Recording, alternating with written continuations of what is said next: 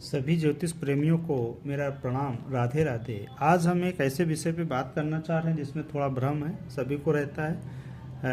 विषय है आज अग्निवास। अग्निवास का काम क्या होता है?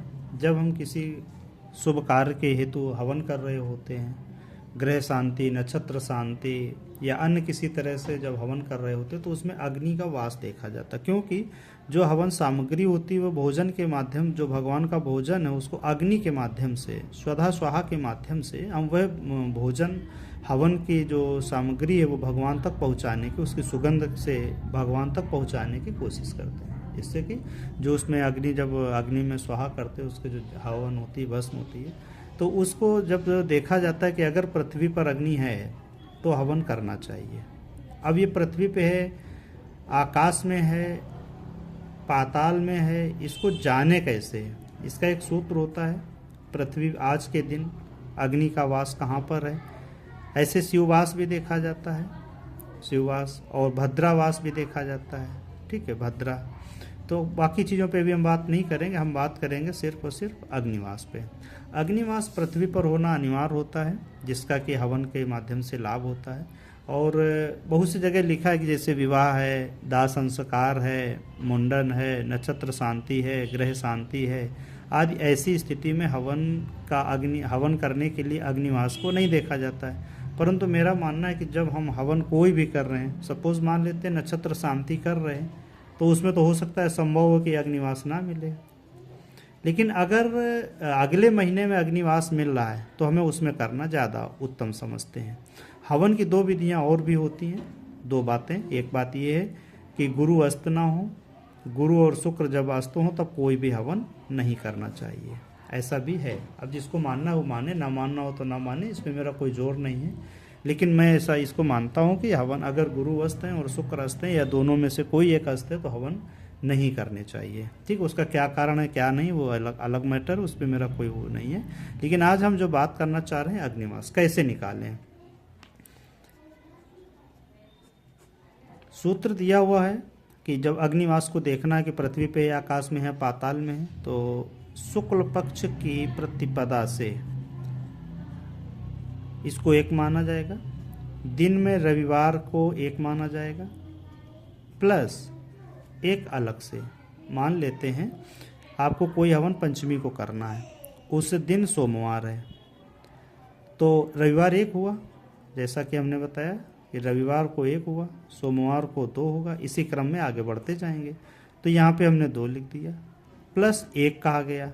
अब कितना हो गया? 5 3 8। अब हमें 4 का इसमें भाग देना है। टोटल कितना हुआ?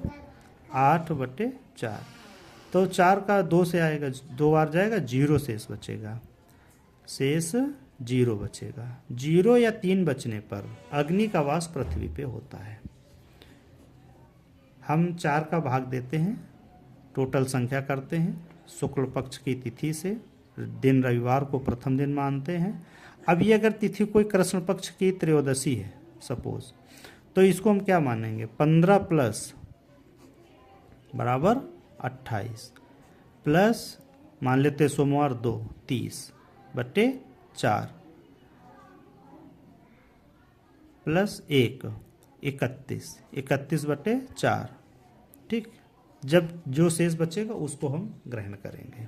ठीक है, क्रम यही रहेगा। प्रतिपदा से, शुक्ल पक्ष की प्रतिपदा से प्रथम तिथि मानी जाती है। अब कितना शेष रहने पे कहाँ पे उसका निवास स्थान है? 0 या 3 शेष रहता है तो पृथ्वी पर होती है। ठीक, अगर बाकी जो है 1 अगर बचता है तो आकाश में होती है, 2 अगर बचते हैं तो पाताल में होती है, यानी कि जल में होती है। अब इनके फल क्या हैं? अगर पृथ्वी पे है, हवन करने का क्या फल है? अगर हमने मान लो आकाश में अग्नि का वास और हवन कर दिया तो उसका क्या फल है? और अगर पाताल में यानी कि जल में है, हवन कर दिया तो उसका क्या फल है? पृथ्वी पर जब पृथ्वी पर जब अग्निवास होता है और हम हवन करते हैं तो हमारा मान सम्मान, यश, कीर्ति, प्रतिष्ठा बढ़ती है। जिस हेतु हमने हवन किया उसका हमें पूर्ण लाभ मिलता है। अब हवन की विधि पे मत जाइएगा, केवल हम हवन की विधि अग्नि का वास केवल बता रहे हैं। हवन विधि अगर गलत है तो लाभ मिलेगा या नहीं मिलेगा डजेंट मैटर, मेरा उससे कोई मतलब नहीं। अब अगर आकाश में है तो क्या, अगर मान ले धोखे से हमने तिथि की गणना नहीं सही से कर पाए और आकाश में हवन अग्निवास है और मेरा हवन करना है तो क्या फल मिलेगा? तो आकाश में कब होगा? जब शेष एक बचेगा। तो हमारे लिए क्या फल होगा? कष्ट होगा, दुख होगा, बीमारी होगी, मृत्यु या मृत्यु तुल्य कष्ट होंगे। कष्ट, दुख, बीमारी, मृत्यु तुल्य कष्ट, ऐसा ग्रंथकारों ने लिखा और ऐसा देखा भी गया है, अनुभव में भी आया। बहुत से लोग हवन करवाते हैं और हवन करवाने के बाद उनका नुकसान होने लगता है। तो इसका कारण क्या होता है? अब इस कारण को जानने के लिए इन सभी चीज़ों को ऋषि मुनियों ने खोज खोज के एक एक करके निकाले। और ये गणितीय भाग है, ये सैद्धांतिक भाग है, ये साहित्यिक भाग नहीं है।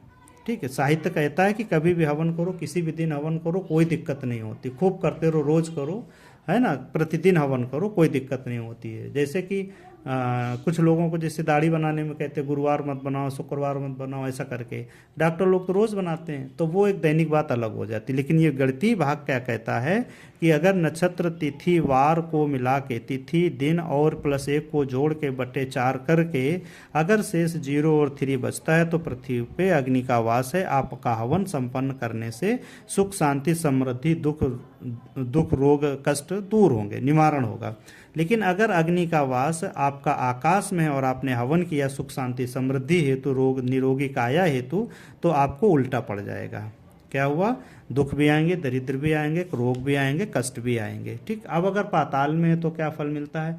पाताल में होने पे भी यही फल मिलते हैं, नुकसान होते हैं, धन का नाश होता है और स्वास्थ्य गड़बड़ होता है, धन का कोर्ट कचहरी के चक्कर काटने पड़ सकते हैं, ज़्यादातर धन का नाश होता है। धन का नाश कैसे होगा? कोई धन डायरेक्ट तो पानी में बह नहीं जाएगा, जल में आग में जल नहीं जाएगा, तो कोर्ट कचहरी के चक्कर काटने पड़ सकते हैं, अस्पताल के चक्कर काटने पड़ सकते हैं। इसलिए धन का नाश होना प्रारंभ हो जाता है। लड़ाई झगड़े और धन के नाश होने के 2 ही स्थान हैं, मेडिकल और कोर्ट। ठीक। तो ये एक विधि हुई। इससे क्या हुआ? ये एक विधि हुई हवन चेक करने के लिए, अग्निवास को देखने की एक विधि हुई। अब इसकी दूसरी विधि क्या कहती है?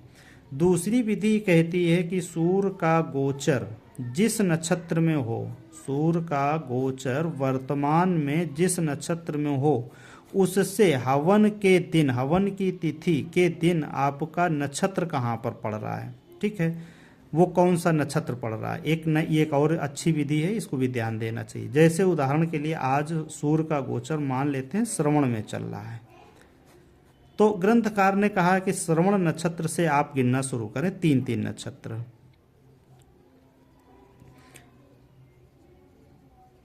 1 2 3 4 5 6 7 8 9 9 त्रिक 27 नक्षत्र हो गए। इसमें अभिजीत को नहीं लिया गया है, अभिजीत मान नहीं है यहाँ पे। आप सूर्य का नक्षत्र जहाँ पर है, सूर्य जिस नक्षत्र में है, यानी कि वर्तमान में सूर्य आपका श्रवण नक्षत्र में है, ऐसा मान लेते हैं, या अश्विनी मान लेते हैं, ऐसा कुछ नहीं कि हम श्रवण में चल रहा है, तो अब मान लेते हैं कि अश्विनी नक्षत्र में सूर्य का गोचर चल रहा है। अब जब अश्विनी में चल रहा है तो पहले बोला गया कि ये जो अश्विनी से 3 नक्षत्र आएंगे वो सूर्य के नक्षत्र होंगे, इसमें हवन वर्जित है। दूसरा कहा गया कि जो अगले 3 नक्षत्र होंगे वो बुध के नक्षत्र होंगे, इसमें हवन मान्य है। अगला कहा गया कि जो अगले नक्षत्र आएंगे वो शुक्र के होंगे, अगले 3 नक्षत्र ये शुभ है, इसमें हवन मान्य है। अगले 3 नक्षत्र वो शनि के आएंगे, इसमें हवन अमान्य है, नहीं कहा गया। अगला 3 नक्षत्र चंद्रमा का आएगा, इसमें हवन मान्य है। अगला फिर 3 नक्षत्र मंगल का आएगा, इसमें हवन नहीं मान्य है। अगला 3 नक्षत्र गुरु का आएगा, इसमें हवन मान्य है। अगला 3 नक्षत्र राहु और केतु का आएगा, इन दोनों में हवन करना अशुभ फलदायक होता है। अब हमारे पास 2 विधियां हो गई, एक तो ये हो गई सीधा अग्निवास देखा और हवन कर दिया। दूसरी विधि हमारी सूर्य के गोचर से हो गई। ये वास्तु शांति में बहुत लोग उपयोग करते हैं, इसका प्रयोग वास्तु शांति के लिए ज़्यादा उपयोगी माना जाता है। लेकिन अगर हम इसको सर्व जगह लगा के देख लें तो कोई कष्ट नहीं है। ठीक। अब हम मान लेते हैं सूर्य के नक्षत्र से हमने 3 नक्षत्र अश्विनी भरणी कृतिका, तो अश्विनी भरणी कृतिका तक के हमारे जो 3 नक्षत्र बने वो सूर्य के हुए। इसके आगे जितने जितने नक्षत्र बनते गए आप लोग बिठा के देख लेना और उन पे आपका जब बुध का मिले नक्षत्र हवन कर सकते हैं, शुक्र का नक्षत्र मिले तब हवन कर सकते हैं। ये विधि कहाँ से आई? मुझे लगता है जो दशाएं होती हैं ना, उसी दृष्टि से रखा गया। आ चम भू रा जी सा बू के सु, लेकिन ये इसमें मान्य नहीं होगी। ठीक है, सूर्य बुध शुक्र शनि चंद्र मंगल गुरु राहु केतु, इस तरह से लिया गया, कहीं से बनी होगी विधि। इसका आगे शोध करेंगे तो हो सकता है आपको हम इसका लाभ दे सकें। तो आज हमने आपको बताया कि हवन, वर्तमान दिन में हवन जब हमें करना है तब 2 विधियों के माध्यम से हम इसको बना सकते हैं। एक विधि हमारे पास आती है तिथि वार को जोड़ने से, एक आती है सूर्य के गोचर से। इसको देखें, समझें, प्रमाणित है और इस फॉलो करके देखें। सभी को मेरा पुनः राधे राधे प्रणाम।